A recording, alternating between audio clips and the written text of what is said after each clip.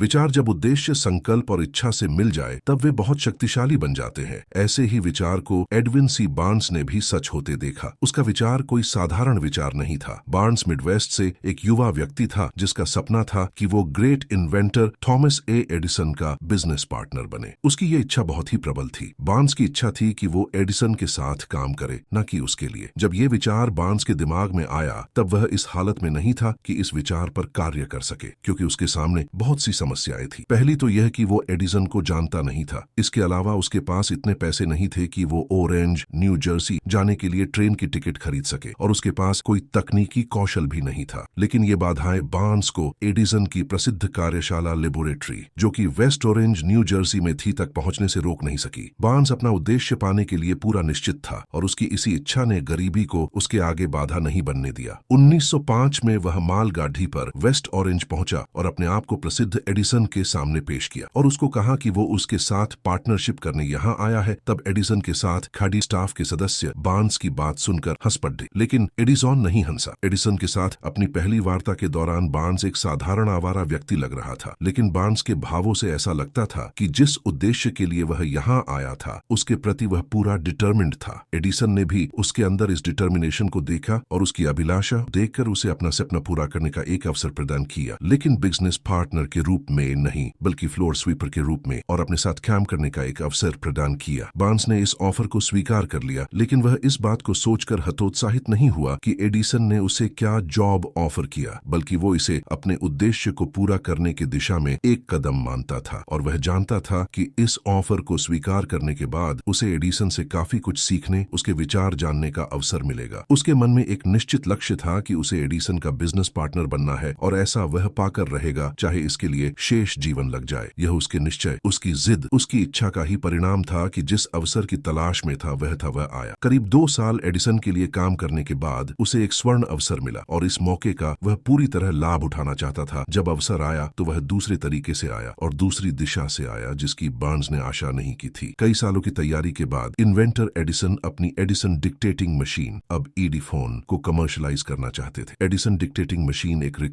Recorder है जो human voice को रिकॉर्ड करने के लिए डिजाइन किया गया है। उसके सेल्समैन इस मशीन को लेकर उत्साहित नहीं थे। उनका मानना था कि इस मशीन को बेचने के लिए अधिक एफर्ट्स की जरूरत होगी, कि एडिसन का ये इन्वेंशन, उनको इस बात पर संदेह था, कमर्शियली कामयाब हो पाएगा। इसलिए इस नए इन्वेंशन को बेचने को लेकर वे कम इंटरेस्टेड थे। इस दौरान बार्न्स ने अपने अवसर को देखा। बार्न्स जानता था कि वह एडिसन डिक्टेटिंग मशीन को बेच सकता था। उसने एडिसन को इस बारे में बताया और जल्द ही उसे मौका भी मिल गया। उसने इस मशीन को बेचा भी, और महीने के अंदर ही उसने हजारों एडिसन डिक्टेटिंग मशीन बेच डाली। वह इसमें इतना कामयाब रहा कि उसे इस मशीन को देश के हिस्से में बेचने का अवसर भी मिल गया। इसके द्वारा उसने बहुत पैसा कमाया और बहुत ही छोटी उम्र में करोड़पति भी बन गया। बार्न्स वह व्यक्ति बना जिसने हजारों अमेरिकन की एडिसन के इस डिवाइस से मदद की। बार्न्स अपने कमजोर पोर्टफोलियो और कम पैसों के बावजूद एक योग्य सेल्स पर्सन बना। बार्न्स ने मिले मौके का फायदा उठाया और एडिसन के कई सेल्स पर्सन में से वह एक था जो करोड़पति बना। बार्न्स जानता था कि उसे क्या चाहिए।